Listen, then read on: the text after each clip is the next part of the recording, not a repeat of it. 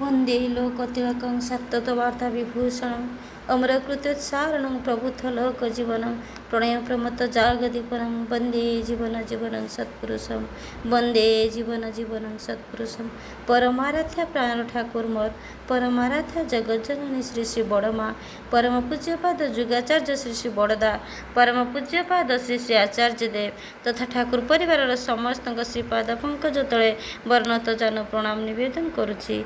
सर्वप्रथमे मु मोर पितामाता चरण में प्रणाम जनाऊँगी।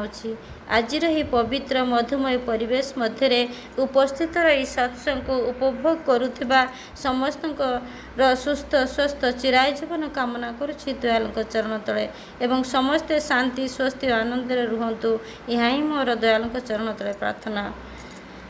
आजिर विषय वस्तु है नारीर मर्यादा और वैशिष्ट्य। नारीर वैशिष्ट्य नारी नीतिर ठाकुर 180टी बाणी आम मान दे जाइछन्ति। नारी नीतिर प्रथम कहले मोर कथा गुड़िक जदि केवल तुमर कथा और चिंतार खोराक मात्र हुए करवा आचरण भीतर दे से गुड़िक जदि वास्तव में फुटई तुली न पार तेबे पाइबा जे तुमर तमसाचन रही ता किंतु अति निश्चय। नारी न युक्त अरी नारी न होला नाही अरी है शत्रु नाही शत्रु जार से है नारी किंतु आजिर दुनिया रे बेसी शत्रु होउछन्ति नारीर। कही रखे मुक रखे शत्रु न थाए माँ माने नारी नीतिर 62 नंबर बाणी रे ठाकुर कहले नारी ठारू ही जाति जन्मे ओ वृद्धि पाए तेणु नारी हेउछि जननी तेणु तार शुद्धता उपर ही जातिर शुद्धता निर्भर करुछि। स्खलित नारी चरित्र व्यर्थ जाति ही जन्म लाभ करिथाए। बुझी देख नारीर शुद्धतार प्रयोजनीयता कौन। नारी नीतिर बाणी नंबर 14 कहउछन्ति आदर्श रे अनुप्राणता सेवारे दक्षता कार्य निपुणता कथारे मिष्टता व सहानुभूति व्यवहार संवर्धना एगुड़िक होछि महत् गुण।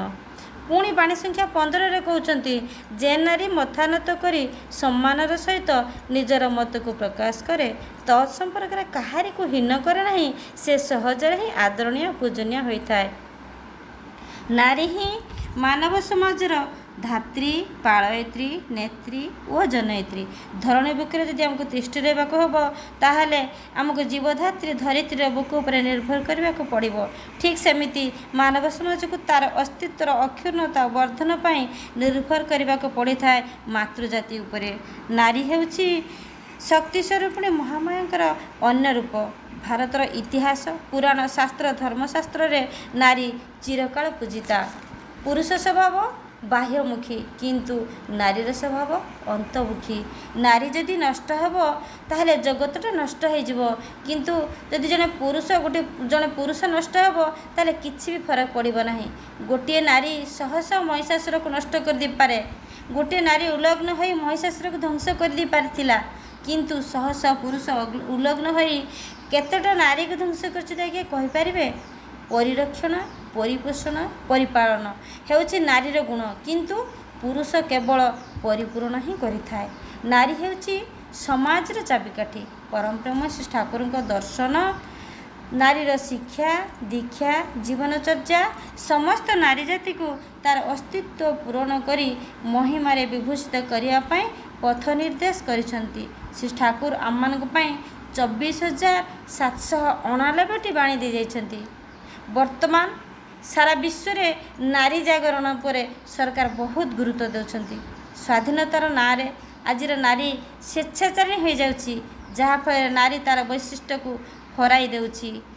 जहाँफल नारी तार शुद्ध पवित्र स्वामीनिष्ठा इष्टनिष्ठा शाशु शशुर गुरुजन सेवार निजक दूरे रखुछि। लज्जा आ तार अलंकार हो रहू ना से आ गृह बंदी हो रही पारुनी।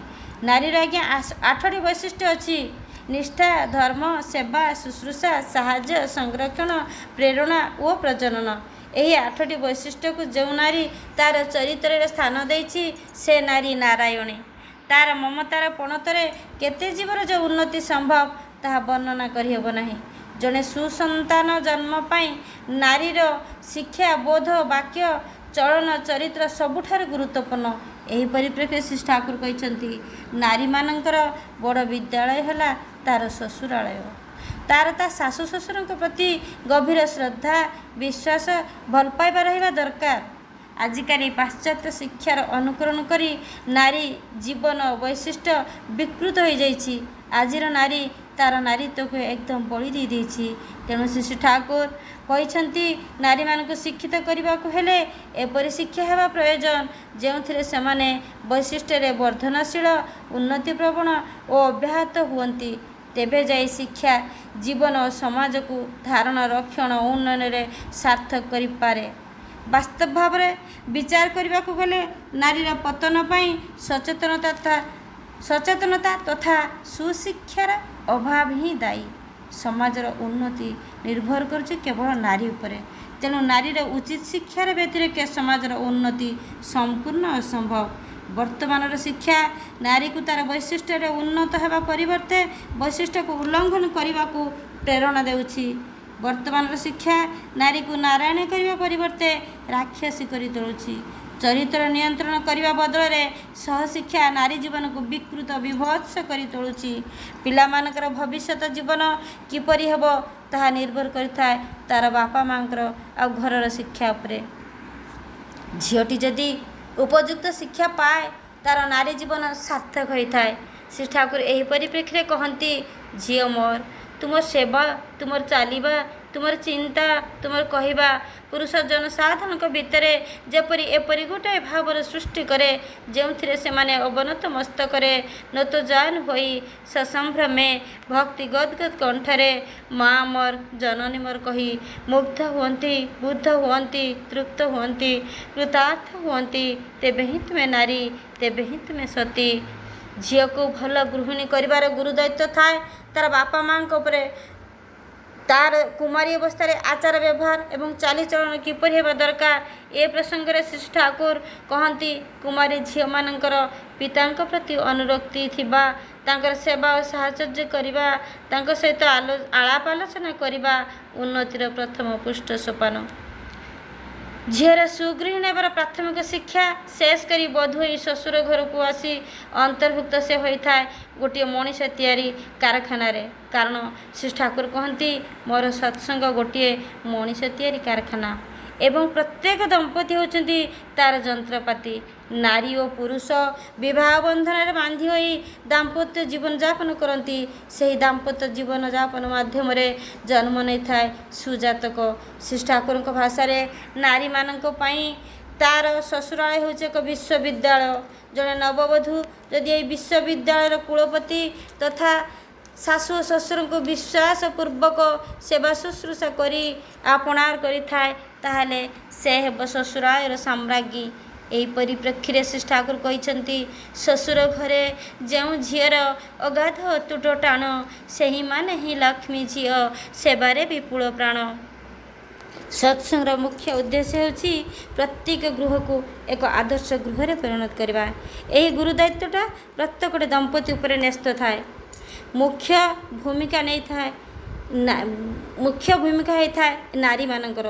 ଜଣେ ନାରୀ ଚାହିଁଲେ ଘରଟିକୁ ସୁନାର ସଂସାରରେ ପରିଣତ କରିପାରିବ, ନହେଲେ ଛାରଖାର ମଧ୍ୟ କରିପାରିବ। ତେଣୁ ଆଦର୍ଶ ସଂସାର ଗଠନରେ ନାରୀର ଭୂମିକା ଅତ୍ୟନ୍ତ ଗୁରୁତ୍ୱପୂର୍ଣ୍ଣ। ସେଥିପାଇଁ କୁହାଯାଇଛି, ସଂସାର ସୁଖର ହୁଏ ରମଣୀର ଗୁଣେ, ସଂସାର ଦୁଃଖର ହୁଏ ରମଣୀର ଆଗୁନେ। ତେଣୁ ଯଦି ଜଣେ ନାରୀ ବାପଘର ବିଦ୍ୟାଳୟରୁ ପ୍ରାଥମିକ ଶିକ୍ଷା ଲାଭ କରି ସଦ୍ଗୁରୁଙ୍କର ସଦ୍ଦୀକ୍ଷାରେ ଦୀକ୍ଷିତ ହୋଇ ସତ୍ସଙ୍ଗ ତଥା ଶ୍ରୀ ଠାକୁରଙ୍କ ବିଧାନକୁ ଚରିତ୍ରାୟିତ କରି ଶ୍ୱଶୁର ଘରେ ପ୍ରବେଶ କରେ, ତେବେ ସେ ସେହି ବିଶ୍ୱବିଦ୍ୟାଳୟରେ ଏକ ଉତ୍ତମ ଛାତ୍ରୀ ରୂପେ ଶିକ୍ଷା ଲାଭ କରି ସ୍ୱାମୀ ଦେବତାଙ୍କ ସହାୟତାରେ ସୁନ୍ଦର ସଂସାର ଗଠନ କରିବାରେ ସଫଳ ହୋଇଥାଏ। ନାରୀର ମର୍ଯ୍ୟାଦା କଥାରେ କହନ୍ତି, ସଂସାର ସୁଖର ହୁଏ ରମଣୀର ଗୁଣରେ, ଏହାକୁ ଓଲଟାଇଲେ ହେବ ସଂସାର ଦୁଃଖର ହୁଏ ରମଣୀର ଦୋଷରେ। ନାରୀ ହିଁ ମାନବ ସମାଜର ଧାତ୍ରୀ, ପାଳୟତ୍ରୀ, ନେତ୍ରୀ, ଜନୟିତ୍ରୀ ଓ ପ୍ରସବିତ୍ରୀ। ପୁରୁଷ ଯେତେବେଳେ ତାର କର୍ମ ସାରି ଶ୍ରାନ୍ତ କ୍ଳାନ୍ତ ହୋଇ ଘରକୁ ଫେରିଆସେ ସେତେବେଳେ ନାରୀ ତାର ପ୍ରେମ, ଭକ୍ତି, ଭଲ ପାଇବା, ସହାନୁଭୂତି, ସହଧର୍ମିତା ଓ କଲ୍ୟାଣର ହସ୍ତ ପ୍ରସାରିତ କରି ସେମାନଙ୍କ ମନରେ ଆଶା, ଭରସା ଓ ସାନ୍ତ୍ୱନା ଯୋଗାଇ ନୂଆ ଉଦ୍ୟମ ଓ ଜୀବନ ସମ୍ଭୋଗ ଢାଳି ଦେଇଥାଏ। ଏଇଠାରେ ହିଁ ନାରୀର ନାରତ୍ୱ ଓ ବୈଶିଷ୍ଟ୍ୟ। ନାରତ୍ୱ ଅର୍ଥାତ୍ ମାନବତ୍ୱ। ଏହାର ବିପରୀତ ଆଚରଣରେ ନାରୀ ତା'ର ବୈଶିଷ୍ଟ୍ୟ ନାରତ୍ୱଠୁ ଦୂରେଇ ଯାଇଥାଏ। ପ୍ରେମ, ପ୍ରୀତି, ଭକ୍ତି, ଭଲ ପାଇବା, ସେବା ପ୍ରାଣତା, ସହିଷ୍ଣୁତା, ମମତା, କରୁଣା ଏବଂ ସୋହାଗ ଆଦି ଏହି ଗୁଣଗୁଡ଼ିକ ପାଇଁ ହିଁ ନାରୀ ମମତାମୟୀ କଲ୍ୟାଣୀ। ନାରୀର ଏହି ମମତାମୟ କଲ୍ୟାଣୀ ରୂପ ଯୋଗୁଁ ହିଁ ସଂସାର ସୁଖମୟ ହୋଇ ଉଠିଥାଏ। କିନ୍ତୁ ନାରୀର ଆହୁରି ଗୋଟିଏ ରୂପର ପରିଚୟ ପୁରାଣରେ ଏବଂ ଇତିହାସରେ ଆମେ ଦେଖିଛେ ଏବଂ ବର୍ତ୍ତମାନ ସେହି ରୂପ ଆମେ ସାକ୍ଷାତରେ ଦେଖିବାକୁ ପାଉଛେ। ନାରୀର ସେହି ରୂପ ପାଇଁ ଆଜି ସଂସାରରେ ଦୁଃଖର ସାଗର ଦେଖାଦେଇଛି। ନାରୀର ସେହି ସୌନ୍ଦର୍ଯ୍ୟ ହେଉଛି କ୍ଷଣସ୍ଥାୟୀ। ସାହିତ୍ୟ ସମ୍ରାଟ ବଙ୍କିମଚନ୍ଦ୍ର ନାରୀର ସେହି ରୂପକୁ ନଡ଼ିଆର କତା ସହିତ ତୁଳନା କରିଛନ୍ତି। କତା ଯେପରି ନଡ଼ିଆର ବାହ୍ୟ ଅଂଶ, ରୂପ ବି ନାରୀର ବାହ୍ୟ ଅଂଶ। ତେବେ ସେହି କତାରେ ଗୋଟିଏ ବହୁତ ଭଲ କାମ ହୋଇଥାଏ, ମାନେ ବହୁତ ଭଲ ଶକ୍ତ ଦଉଡ଼ି ତିଆରି କରି ସେହି ଦଉଡ଼ିରେ ଜାହାଜକୁ ବନ୍ଧା ଯାଇଥାଏ।